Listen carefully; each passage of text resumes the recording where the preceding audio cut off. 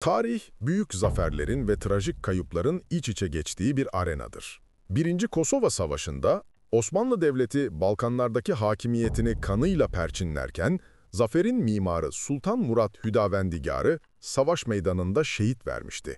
Söğüt'teki küçük bir beylikten başkenti Avrupa'da olan bir devlete uzanan 90 yıllık mucizevi yolculuk bir padişahın kanıyla mühürlenmişti. Ama bir lider düştüğünde bir diğeri ayağa kalkar. Babasının intikamını savaş meydanında yıldırım hızıyla alan o genç şehzade artık Sultan I. Bayezid'ti. Hızı, cesareti ve durdurulamaz enerjisiyle dostu da düşmanı da ona tek bir isimle seslenecekti. Yıldırım. Yıldırım Bayezid, babasının ve dedelerinin sabırlı ilerleyişinin aksine zamanla yarışan bir hükümdardı. Onun için fetih, yavaş yavaş işlenen bir sanat değil, bir fırtına gibi önüne çıkanı yıkan bir güç gösterisiydi. Tahta geçer geçmez gözünü iki büyük hedefe dikti. Babasının yarım bıraktığı Anadolu Birliği'ni tamamlamak ve asırlık rüya olan Konstantinopolis'i fethetmek. Anadolu'ya yöneldiğinde beylikler onun hızına ayak uyduramadı. Birkaç yıl içinde Saruhanoğulları, Aydınoğulları, Menteşoğulları, Germiyanoğulları ve Hamitoğulları beyliklerini Osmanlı sancağı altına aldı. Artık Anadolu'da Osmanlı'ya kafa tutabilecek tek bir güç kalmıştı: Karamanoğulları. Onları da Konya Ovası'nda kesin bir yenilgiye uğratarak Anadolu Türk siyasi birliğini büyük ölçüde sağladı. Bu hamle Osmanlı'yı basit bir uç beyliğinden tüm Anadolu'nun en büyük gücü haline getirmişti. Artık o sadece bir gazi sultan değil, aynı zamanda Sultanı İklimi Rum, yani Anadolu diyarının sultanıydı. Ancak Yıldırım'ın asıl tutkusu batıdaydı. 1394 yılında tarihin ilk ciddi Osmanlı kuşatmasını başlatarak Konstantinopolis'in surlarına dayandı.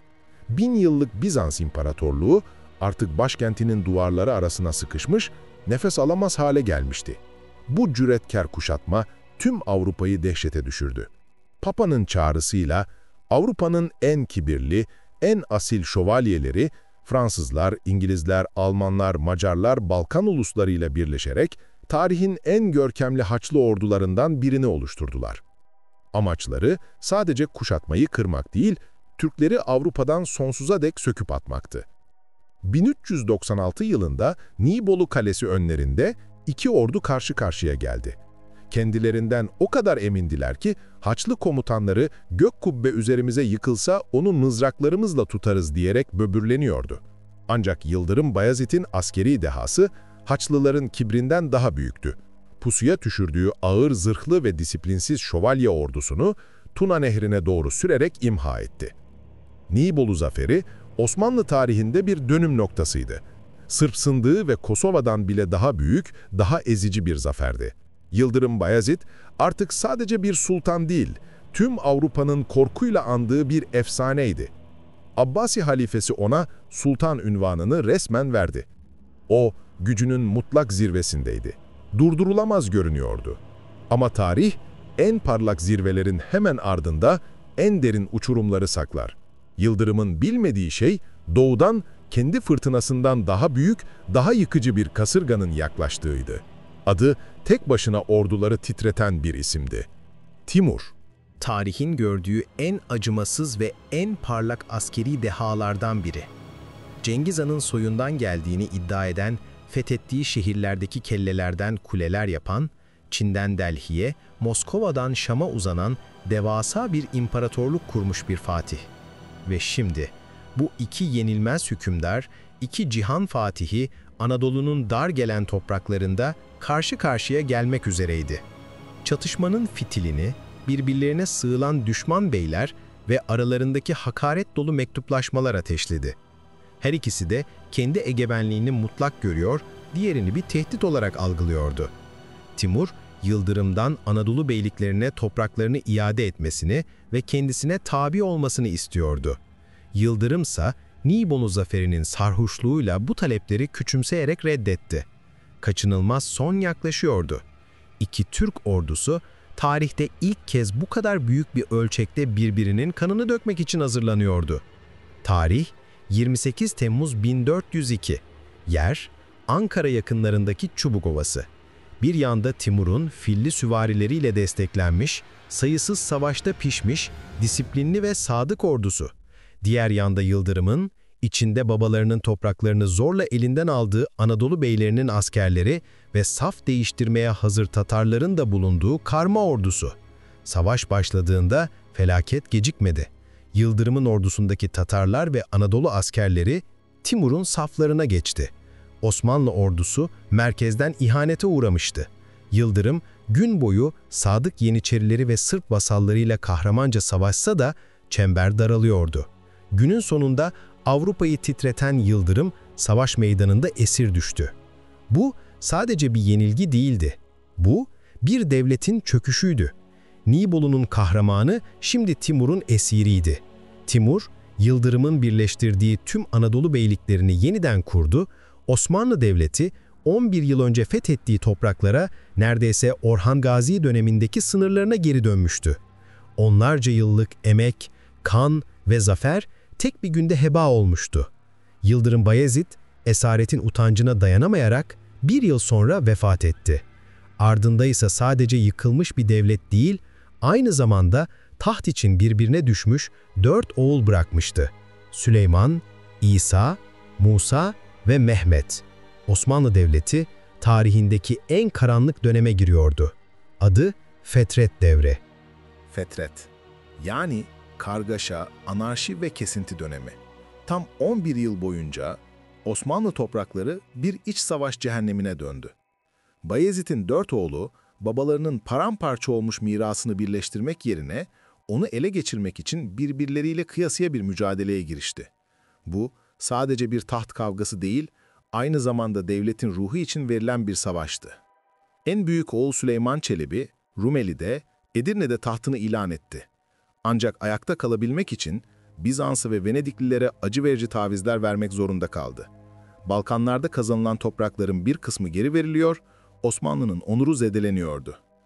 Kardeşi Musa Çelebi ise daha radikal ve halkçı bir politika izleyerek Süleyman'a isyan etti. Balkanlarda üstünlüğü ele geçirdi, hatta Konstantinopolis'i kuşattı.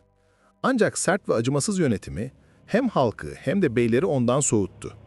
Diğer kardeş İsa Çelebi ise Anadolu'da tutunmaya çalışsa da en stratejik ve sabırlı olan 4. kardeşin karşısında varlık gösteremedi. Bu 4. kardeş, Amasya'da gücünü sessizce toplayan Mehmet Çelebi'ydi. O kardeşleri gibi aceleci ve fevri değildi. Stratejisini sabırla, ittifaklarla ve diplomasiyle örüyordu. Önce İsa'yı, ardından Anadolu beylerinin desteğini alarak Musa Çelebi'yi devre dışı bıraktı. 1413 yılında Çamurluova Muharebesi'nde son rakibi olan Musa'yı da yendiğinde 11 yıllık kanlı kardeş kavgası sona ermişti. Osmanlı Devleti artık tek bir hükümdarın, 1. Mehmet'in sancağı altında yeniden birleşmişti. Ancak Mehmet'in devraldığı miras bir enkazdan farksızdı. Hazine boşalmış, ordu zayıflamış, Anadolu beylikleri yeniden güçlenmiş, Balkanlarda otorite sarsılmıştı. Herkes Osmanlı'nın artık eski gücüne asla kavuşamayacağını düşünüyordu. Ama 1. Mehmet, devleti adeta küllerinden yeniden yarattı. Bu yüzden tarih ona haklı bir unvan verecekti. Devletin ikinci kurucusu. O, fetihlerden çok barışı, imarı ve diplomasiyi tercih etti. Yıkılan düzeni onardı, dağılan orduyu topladı, hazineyi doldurdu. Onun 8 yıllık saltanatı, fırtınadan sonra yaralarını saran bir devletin nekahet dönemiydi. Babasının yıktığı devleti yeniden ayağa kaldırmıştı. Peki bu onarılan devlet eski gücüne ve ihtişamına kavuşabilecek miydi? Bu görev onun oğlu 2. Murad'a düşecekti. 2. Murat tahta geçtiğinde babasının onardığı devletin temellerini sağlamlaştırmak ve Fetret devrinin son izlerini de silmek zorundaydı. Saltanatı isyanlarla başladı.